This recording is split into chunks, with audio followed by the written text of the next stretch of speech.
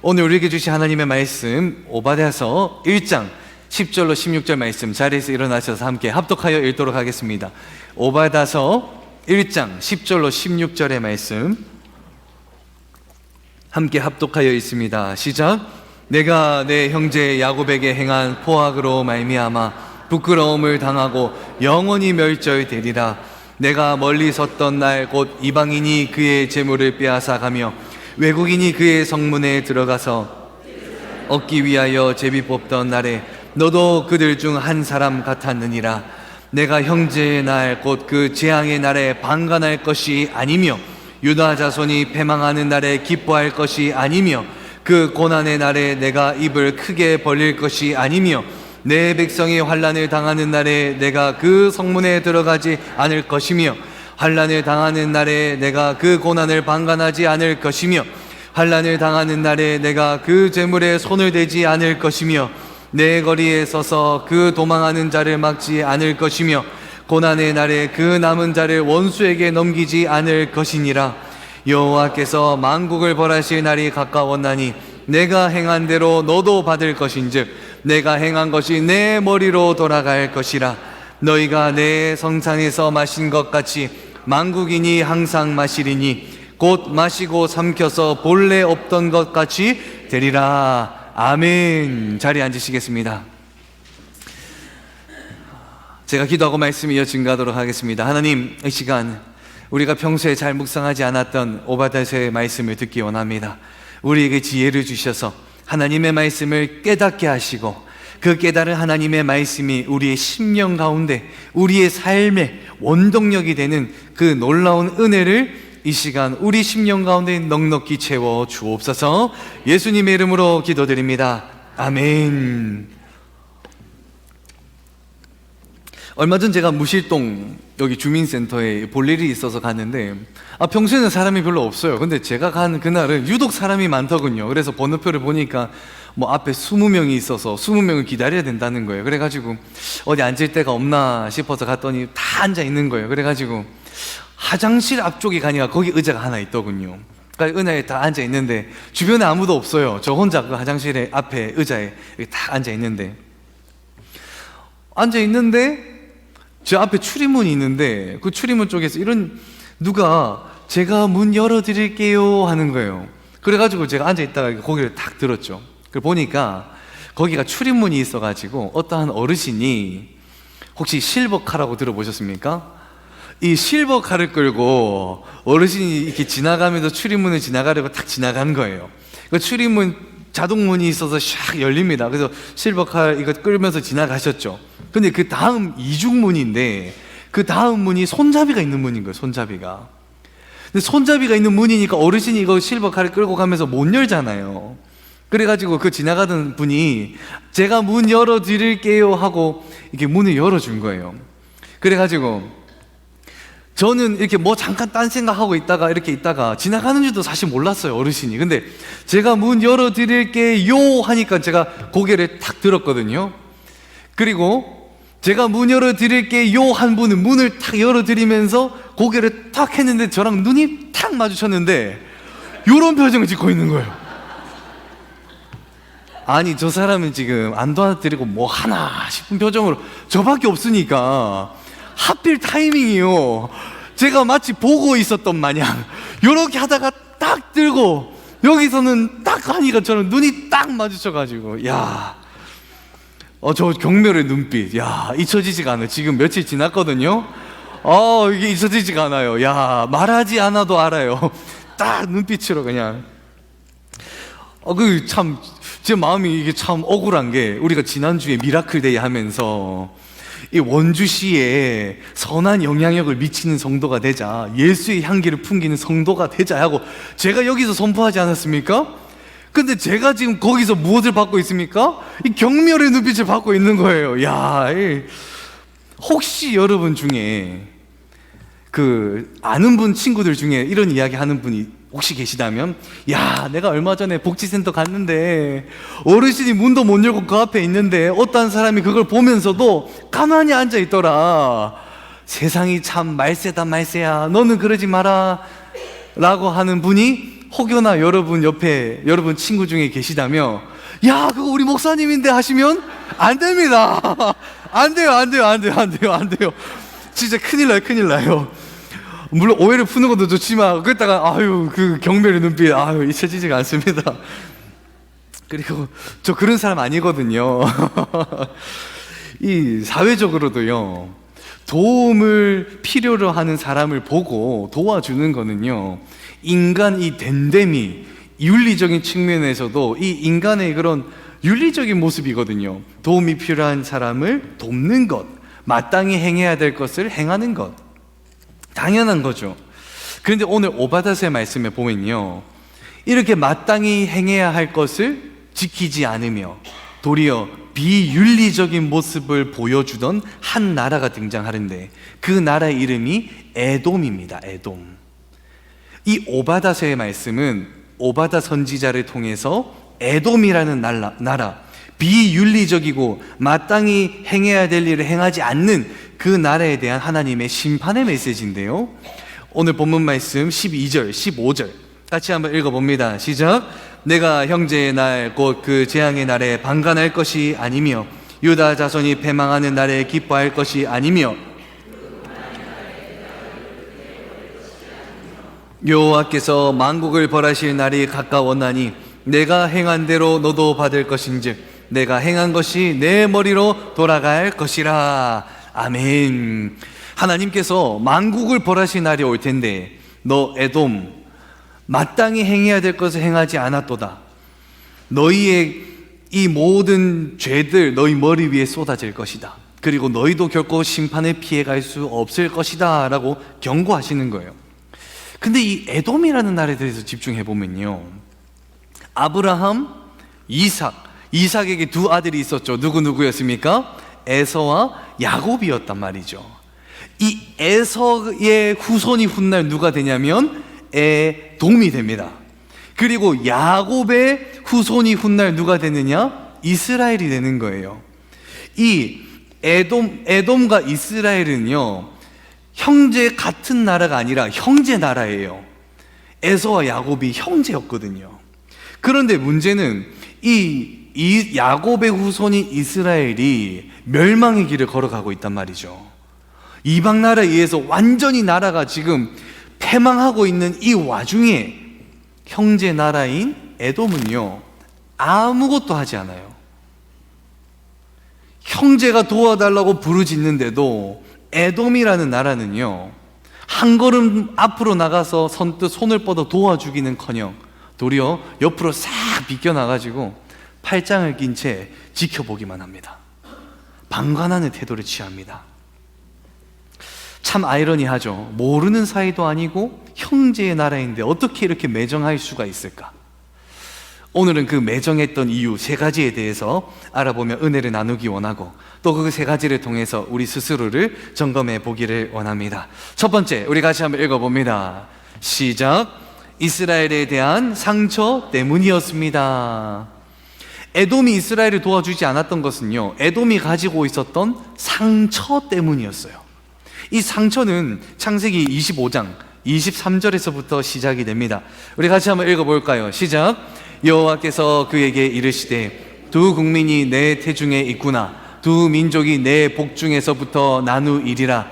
이 민족이 저 족속보다 강하겠고 큰 자가 어린 자를 섬기리라 하셨더라.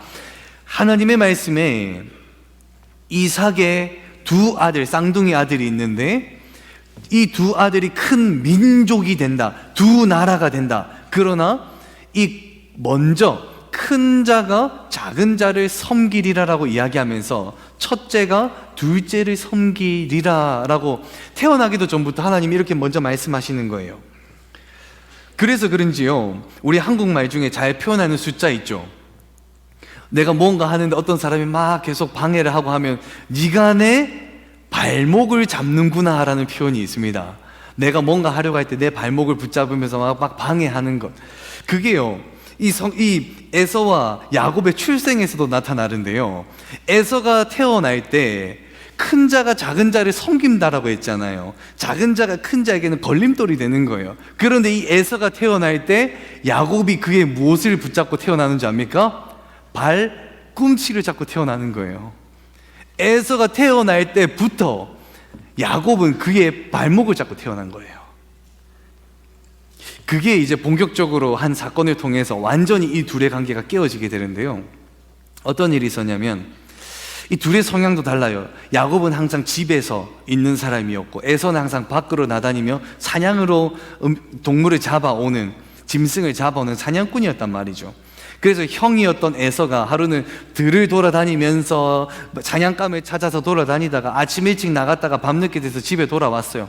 하루 종일 사냥을 잡으려 했는데 딱히 수확물이 없어서 빈손으로 돌아왔고, 하루 종일 돌아다니다 보니 배고픔, 배가 쫄쫄 굶어서 집에 왔죠. 집에 딱 왔는데 야곱이 죽을 다 끓이고 있는 거예요. 맛있게 향기가 쫙 퍼져나가도록 다 하고 있더니 에서가 오더니 야곱아 야곱아 나도 한 숟갈만 이럽니다. 그런데 야곱이 거기서 내 한 숟갈 줄게. 근데 장자의 명분을 나에게 좀 팔라. 장자의 명분을 팔라. 그 에서가 야 니 지금 배고파 죽겠네. 지금 뭐라 하노? 지금 빨리 팥죽 가온나? 내 그 장자 명분 줄게 이러거든요. 다 온나 줄게. 창세기 25장 33절 34절에 보면요, 야곱이 이르되 오늘 내게 맹세해라. 내가 팥죽 줄 테니까 맹세해라 하니까 에서가 맹세하고 장자의 무엇을 야곱에게 판지라? 명분을 판지라. 내가 어차피 형인데 뭐 명분 정도 줘도 되지 않겠냐? 장자의 명분을 팔아버린 거예요. 34절에 보면은 야곱이 떡과 팥죽을 에서에게 주매 에서가 먹고 마시며 일어나 갔더니 에서가 장자의 명분을 무엇하게 여겼더라? 가볍게 여겼던 거예요. 에서는요 진지하지 않았어요. 그냥 가볍게 이야기한 거였단 말이죠. 근데 가볍게 이야기하는 가운데 그 팥죽 한 그릇에 장자권에 그냥 명분을 팔아버린 거예요. 야곱이 이 명분을 받자마자 바로 이삭을 찾아가게 되고 이삭으로부터 장자의 축복을 받게 됩니다. 그리고 형이 무서워서 도망을 가게 되거든요. 그럼 우리가 생각할 수 있어요. 아니 뭐 장자의 명분 그게 뭐라고, 장자 축복 한 번 더 받으면 되지 라고 생각할 수 있지만요, 이 장자의 명분 축복은요 장자만 받는 축복인데, 구약시대에는 한 그런 가정의 혈통을 잇는 가장 중요한 역할을 누가 했냐면 장자가 했어요. 장자가 그 가정의 대표란 말이죠. 그래서 그 대표되는 장자에게 축복해 주는 게 그 장자의 축복인 거예요. 근데 야곱이 그 장자의 축복을 뺏어가 버린 거죠. 그래서 우리가 기억할 때 어떻게 기억하냐면 아브라함, 이삭, 그리고 누굽니까? 야곱으로 기억하고 있죠. 실제적으로 장자는 에서인데요, 그 장자권을 야곱이 가져오게 되었고, 장자의 축복을 받음으로 아브라함의 복이 이삭을 거쳐 누구에게로 갑니까? 야곱에게로 간 거예요. 에서가 이 사실을 알고요, 나는 그냥 한 말인데 너가 어찌 장자의 축복까지 뺏어가냐, 가만두지 않겠다 해서 뭐라고 이야기하는가? 창세기 27장 41절 우리 같이 한번 읽어봅니다. 시작. 그의 아버지가 야곱에게 축복한 심중에 이르기를 아버지가 곡할 때가 가까웠은즉 내가 내 아우 야곱을 죽이리라 하였더니, 에서가 이 마음에 야곱을 향한 미움이 싹 트면서 그를 나중에 내 아우 야곱을 무엇하리라? 죽이리라. 죽을 만큼 미워한 거예요. 이 일로요 에서와 야곱은요 완전히 원수지간이 되고 에서의 마음에는 상처가 들어오는 거예요. 상처. 내가 무지함으로 장자권을 뺏겼다. 장자권을 뺏기고 에서는요 그냥 평범하게 살아간단 말이죠. 아무렇지 않아요. 평범하게 살아가요. 근데 장자의 축복을 받은 야곱은요 그야말로 승승장구하는 거예요. 좋은 일들만 생겨납니다. 한 명이었던 야곱이요 이스라엘 나라를 건국하더니 다윗과 솔로몬을 통해서 이 나라가요 작은 나라인데 정말 막강한 군사력을 갖기 시작하고, 그리고 경제력도 너무나도 부유해지는 거예요. 그러다 보니까 이 에서가 이 옛날에 받았던 상처가 다시 돋아나는 거예요. 저 이스라엘의 번영이 나의 번영이었어야 되는데, 저 이스라엘이 받았던 가나안 땅의 축복을 우리가 받았어야 되는데 나의 이 장자의 축복을 너가 뺏어갔구나. 이런 배은망덕한 놈, 이런 나쁜 놈 하면서 이 마음의 상처가요 계속 골마가는 거예요. 해를 거듭하면 갈수록 상처가 나아가는 게 아니라, 치료가 되는 게 아니라 상처가 골마가더라는 거예요. 그러던 중에 BC 586년에 이방나라 바벨론이 이스라엘을 쳐들어오게 됩니다. 초강대국 바벨론 앞에 이스라엘이요 무너지게 되고요, 이스라엘의 최후 방어선이었던 예루살렘마저도 함락되고 맙니다. 수많은 유대인들이요 죽임을 당해요. 정말 처참하게 죽임을 당하고요, 갓난 아기부터 정말 노년에 이르기까지 모든 이들을요 노예 삼을 수 있는 사람 빼고는 다 죽여버렸어요. 철저하게 죽임을 당했고 철저하게 가지고 있는 것을 다 빼앗겨 갔거든요. 형제의 나라 이스라엘이 완전히 멸망의 길을 걷고 있어요. 먼 친척벌 되는 그 사람들까지도 완전히 죽임을 당하고 있는 가운데 에돔은요 어떠한 태도를 취하고 있냐 하니까 한 걸음 옆으로 물러나서 방관자의 태도를 취하고 있습니다. 그러면서 뭐라고 얘기하는 줄 알아요? 이스라엘 우리의 축복을 뺏어가더니 꽃이다, 꽃이다. 싹 다 망해버려라. 시편 137편 7절에 보면요 이렇게 에돔의 이야기를 기록하고 있습니다. 우리 같이 한번 읽어보겠습니다. 시작. 여호와여, 예루살렘이 멸망하던 날을 기억하시고 에돔 자손을 치소서. 그들의 말이 헐어버리라, 헐어버리라, 그 기초까지 헐어버리라 하였나이다. 이스라엘이 지금 죽어가고 있는데 형제 나라인 에돔은요 바벨론이여 헐어버려라, 바벨론이여 그의 기초까지도 그냥 싹 다 무너뜨려 버려라. 그냥 참 비통한 일이에요. 형제의 나라인데도 불구하고, 형제 나라가 그렇게 도움을 요청하고 있는데도 그냥 방관자의 태도를 취하는 것. 이뿐만이 아닙니다. 에돔은요 딱 지켜보고 있다가, 거리에서 딱 지켜보고 있다가 누가 지나갑니다. 근데 유대 사람인 거 딱 보면 알아요. 바벨론 사람은 이방 나라 사람이라 외형이 다르고, 근데 에돔 사람을 딱 보면 알거든요. 이 유대인들은 나랑 모습이 비슷한 유대인. 그 유대인 딱 지나가면 너 유대인 아니냐? 도망가고 있지 않느냐? 내가 먹여줄게. 내 음식이 있으니까 여기 좀 들어가 있어라 해놓고 들어가자마자 문을 잠궈버리고요, 바벨론에 연락합니다. 바벨론이요, 도망가는 유대인 여기 있습니다. 다 잡아가세요. 이들 가지고 있는 거 다 뺏어가세요. 형제들을 팔아넘깁니다. 에돔은요 방관자 형태를 취하는 것을 넘어서요 그들을 핍박하는 단계까지 다가가게 됩니다. 도대체 왜 이렇게 에돔이 형제의 나라를 이렇게 방관하고 핍박했냔 말이죠. 그 이유를 보니까 그들 마음속에 무엇이 있었더라? 상처가 있었던 거예요. 내가 받았어야 될 축복을 뺏어간 이스라엘. 그 상처 때문에 도움을 필요로 하는 이스라엘에게 한 걸음 다가가기보다는 옆으로 옆으로 한 발자국 물러가서 방관자의 태도를 취했던 거죠. 우리가 이렇게 육신에 나는 상처는요 시간이 나면은 이렇게 딱지가 지고 흉이 지더라도 결국은 낫는단 말이죠. 그런데 이 마음의 상처는요 시간이 지나도 회복되지 않을 때가 있어요.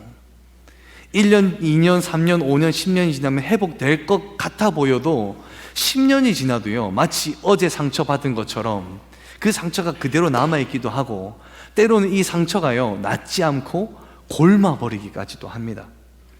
그래서 이 마음의 상처를 받은 사람에게 저는요 쉽게 힘내라고 얘기도 잘 못하겠어요. 왜? 힘내라고 얘기하는 것조차도 이 마음이 골마버린, 상처 때문에 마음이 골마버린 이 사람들은요 힘내라는 말이 하나의 폭력적으로 느껴지거든요. 제가 어릴 때 저는 태어나 보니 아버지가 목사님이셨어요. 제가 선택해서 태어난 거 아니거든요. 태어나 보니 아버지가 목사님이셨어요. 저는 평생을 월화수목금토 주일인 줄 알았거든요.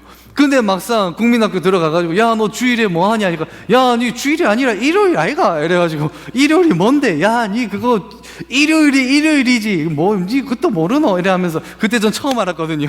주일이 아니라 일요일이구나. 그래가지고 이 태어나 보니 참 이 믿음의 바운더리 안에서 잘 자랐는데 이 초등학교 때 아버지한테 그렇게 이야기했다고요. 제가 아버지 제가 대를 이어서 하나님께 충성하겠습니다 라고 하면서 저의 장래의 희망을 뭐로 적었는지 압니까? 목사 이렇게 딱 적어 놓은 거예요. 그래가지고 아버지께서는 참 이렇게 그래 이렇게 참 자녀의 복을 주시는구나 이렇게 다 했는데 제가 중학교 고등학교 딱 되면서부터 장래 희망이 뭐라 적었는지 압니까? 목사 빼고 다 이래. 목사 빼고 다. 초등학교 때는 목사만 된다 했던 애가 이 왜 고등학교 가면서 왜 목사 빼고 다가 됐을까요? 그 이유가 뭔가 하니까 이 상처 때문이더라고요. 상처. 어릴 때 이 초등학교 때 보면은 아이들끼리 놀다 보면은 싸울 수 있어요. 사실 싸울 수도 있고 티격태격 할 수도 있죠. 그런데 교회 성도님들이 지나가면서가요 뭐 때문에 싸우는지 묻지 않아요. 그냥 저보고 뭐라고 하는가 보니까 야 너가 그러면 안 되지 라고 얘기하시거든요. 너가 그러면 안 되지 뭐 왜 싸우고 뭐 궁금하지도 않은가 봐요. 너가 그러면 안 되지.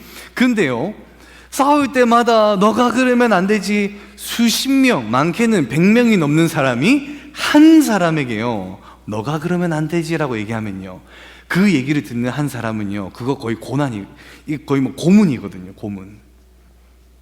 나는 그러면 안 되지. 이제 초등학생이란 말이죠. 뭘 이해하겠어요.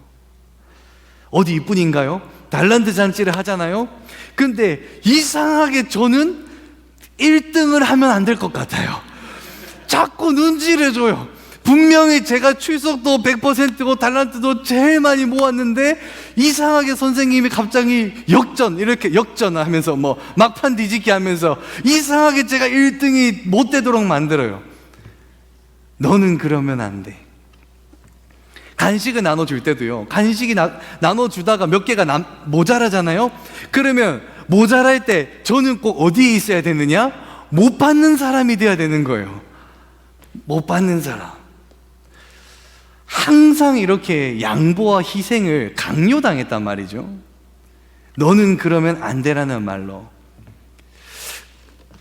그런데 그게 하나의 정말 큰 상처로 남았던 경우가 뭐냐면 희생하고 양보하는 거 시간이 지나다 보면 익숙해져요. 괜찮아져요. 그런데 희생하고 양보해서 우리 교회에 나와서 정착하려고 했던 그 사람들이요 정말 친하게 지내요. 그런데 어느 날요 말 한마디도 없이 교회를 떠나갈 때가 있거든요. 나는 그들을 위해서 수고와 희생을 강요받았는데 그렇게 했는데 이들은 결국 떠나가고 남아있는 사람은 난데 상처받는 사람은 결국 나구나. 교회에서 아무리 잘해줘도요 떠나가고 나면요 학교에서 만나도 인사도 제대로 안 해요. 어색한 사이가 됩니다. 지난주까지는 놀이터에서 신나게 놀다가요 교회만 떠나가면요 학교에서 만나도요 어색한 사이가 돼버려요. 그렇게 친했던 친구가 남보다도 못한 사이가 돼버리고 나면요 어린 마음에 무슨 마음이 드는지 압니까? 그게 하나의 다 상처로 남거든요.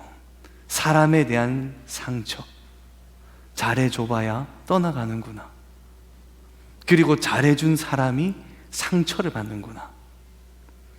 그러다 보니까요 교회에 누군가가 와도 쉽게 다가가지 못하게 되는 거예요. 또 상처받을까 봐. 잘해주고 싶어도 잘해주지 못해요. 왜? 또 떠나가고 나면 상처받을까 봐. 근데 그 상처들이 많이 있었단 말이죠. 근데 참 신기한 거는요 그 상처가 언제 회복되는가 보니까 상처를 준 사람을 만나서 오해를 풀거나 또 상처를 직접적으로 줬던 사람을 만나서 사과를 받거나 한 게 하나도 없어요. 상처는 그대로인데 희한하게도 이 상처는 내 속에서도 그대로 있는데 예수님의 십자가를 묵상할수록 또 성령님이 내 안에 더욱더 강하게 역사하시면 역사하실수록 이 상처가 회복되더란 말입니다. 사랑하는 성도 여러분, 상처를 사람으로 회복하는 것이 아니라 상처를 하나님의 영으로 회복하는 줄로 믿습니다. 이사야서 61장 1절에 보면 이렇게 이야기합니다. 우리 같이 한번 읽어볼까요? 주 여호와의 영이 내게 내리셨으니 이는 여호와께서 내게 기름을 부으사 가난한 자에게 아름다운 소식을 전하게 하려 하심이라. 나를 보내사 마음이 상한 자를 고치시며 포로된 자에게 자유를, 갇힌 자에게 노임을 선포하며. 주 여호와의 무엇이 내게 내리셨으니? 영이 내리셨으니 마음이 상한 자가 치유를 받고 포로된 자가 풀려나며 갇힌 자가 노임을 받는다는 거예요. 이 하나님의 영이 성령님이십니다. 성령님이 우리 안에 오시면요, 이 상처는 그대로 남아있는데 이 속에서 회복의 역사가 일어나는 겁니다. 사랑하는 성도 여러분, 하나님의 영, 이 성령을 받고 충만함으로 말미암아 여러분 가슴 속에 있는 깊은 쓴뿌리와도 같은 상처 속에 새살이 돋아나기를 주님의 이름으로 축원합니다. 심리학자들이 그렇게 이야기를 하죠. 이 마음의 상처를 회복하기 위해서는 체면 치료도 필요하고 미술 치료도 필요하고 음악 치료도 필요하고 때론 거울 치료를 통해서 이 상처를 회복하는 게 중요하다라고 이야기를 합니다. 그런데 세상에 있는 그 수많은 방법들의 궁극적인 목적은요, 상처를 치유하는 데 목적이 있단 말이죠. 그런데 이 상처가 치유되는 것을 넘어 똑같은 상처를 가지고 있는 이를 치유하는, 이 상처가 치유의 도구가 되도록 하는 것은 딱 한 가지밖에 없는데 그 한 가지는 하나님의 치유하심 밖에 없습니다. 세상 사람들은 사람은 고쳐 쓰는 게 아니라고 이야기를 해요. 포기하라라고 이야기를 합니다. 그런데 예수님은요, 이 땅에요, 사람을 고치시려고 이 땅에 오셨습니다. 나는 의인을 부르러 온 것이 아니요 죄인을 불러 회개시키러 왔노라. 사랑하는 성도 여러분, 하나님의 말씀 앞에 한 걸음 앞으로 나아가려면요, 여러분 마음속에 있는 이 상처가 회복되어야 돼요. 상처가 그대로 남아있으면 앞으로 나아가야 할 때 뒷걸음질 치고 정작 앞으로 정말 나아가야 될 때 옆걸음질 같이 쳐버린다니까요. 상처가 남아있으면 상처는 골마버리고요, 상처가 우리의 믿음을 잠식해버리기도 합니다. 그래서 이 사랑의 문제를 해결하는 게 너무너무 중요해요. 제가 오늘 말씀을 준비하면서도요, 돼지가 3개인데요 1번에서 끝나지가 않아요. 이 상처가 회복되는 것이 너무나도 중요하기에 우리가 이번 시리즈를 묵상하면서 이 한 걸음 앞으로 나아가야 된다라고 이야기하면서 불렀던 찬양이 있습니다. 가사가 이러하죠. 주님 나를 부르시니 주님 내게 오라시니 주님 보고 계시기에 의심치 않고 바다를 걸어가리라. 주님 오고 계시기에 주님 여기 계시기에 이 깊은 바다가 반석이 되고 주님 여기 계시기에 반석 위를 내가 걸어가리라.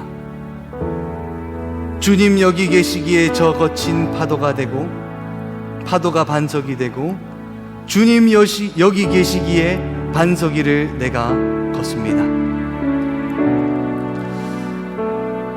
이 찬양의 목적은요, 우리가 믿음으로 그물을 던지고 믿음으로 한 걸음 앞으로 내디뎌야지만 하나님이 놀라운 역사하심으로 우리의 삶 가운데 역사하신다는 거예요. 우리가 한 걸음 앞으로 내디디려면 우리의 마음속에 상처가 있어서는 아니 됩니다. 여러분 마음에 있는 모든 상처들 정말 예수님으로 말미암아 치유되고 회복되기를 주님의 이름으로 축원합니다. 우리 이 시간에 두 손을 가슴에 이렇게 모아보기 원합니다. 삶을 살아가다 보면은 여러 가지 상처들이 있어요. 어릴 때 부모로부터 충분한 사랑을 받지 못했던 상처, 학벌이 좋지 못해서 세상으로부터, 이 경쟁 사회로부터 밀려나면서부터 받은 상처, 또 배우자로부터 받은 상처, 자녀로부터 받은 상처, 실패에 대한 상처, 전도하다가 받은 상처, 또 공동체로부터 받은 상처, 또 기독교인이기 때문에 내가 당연히 받았던, 남에게 이야기하지 못한 그러한 상처들이 있습니다. 우리 시간 기도하실 때요, 이 상처들을 가지고 하나님 앞에 나가 기도했으면 좋겠습니다. 하나님, 내가 이 상처를 가지고 하나님 앞으로 나아가오니 나의 상처를 회복시켜 주옵소서. 아무에게도 이야기하지 않았지만 이 상처를 내가 하나님에게로 가져가오니 예수 그리스도의 십자가 보혈로 말미암아 치유되는 은혜가 내 마음에 임하게 하여 주옵소서.